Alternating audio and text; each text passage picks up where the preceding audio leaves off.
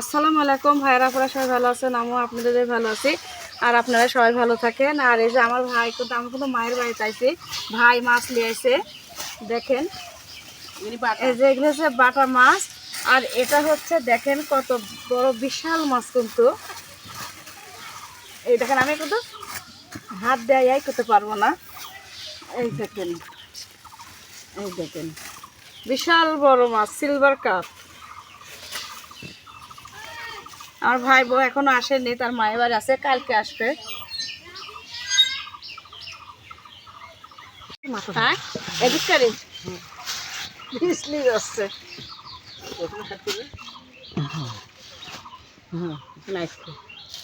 এই যে এটা দেখুন মাছ আসলে খুব সুন্দর হয়। কত রকমের জিনিস নাটক দিচ্ছিল না রাস্তায় কিনেছি।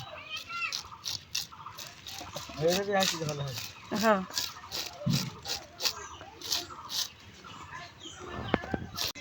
এই দেখেন এই মাছটা কিন্তু আমি কাটতে পারিনি, পরে আমার ভাই বউ মা গান পরে পাইলি। এ দেখেন কতগুলো ডিম বাড়াইছে। লুক করে একটা বাসনে করতে মা আগে এখন যে মাছের ডিম ভাজবো,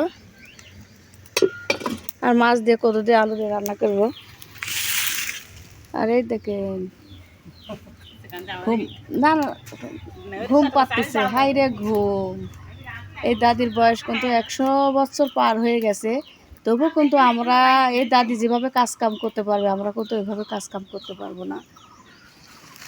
আমারে উঠতে লাগলে হাঁটু ধরি, বসতে লাগলে এখনকার চ্যাংরা প্যাংরা মাইসেরই কিন্তু সমস্যা, আগের মাইসের ওরকম সমস্যা নাই। আমার শরীর যেভাবে লড়াচড়া করে আমার ক্ষমতাই নাই। আমার গ্যাসের ওষুধ খেতে হয়, আর আমার শরীর গ্যাসের ওষুধ খাই না, তার প্রেশারও তেমন নাই, ওই হালকা পাতলা কোনো রকম না ধরাই চলে।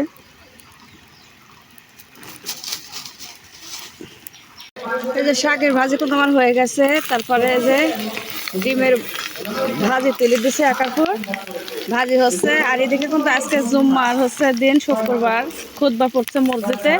তাই আমাদের বাড়ির কাছে কিন্তু মসজিদ, এজন্য এত জোরে শোনা যাচ্ছে। দেখেন আজ কিন্তু আমি রান্না করতে করতে হাঁপিয়ে গেলাম।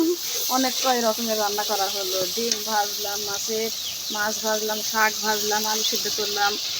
এই যে মাছ ভাজি এখানে রেখে দিচ্ছি, 3 রকমের মাছ আছে কিন্তু এখানে।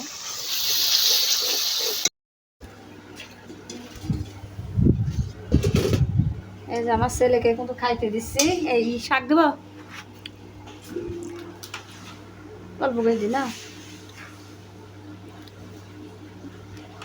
মাছের ডিমের ভাজি, মাছের তরকারি। মনের আইটেম করছে বুঝছেন, মন খাবে মনের আইটেম, খাবেন মাছের তরকারি দিয়ে।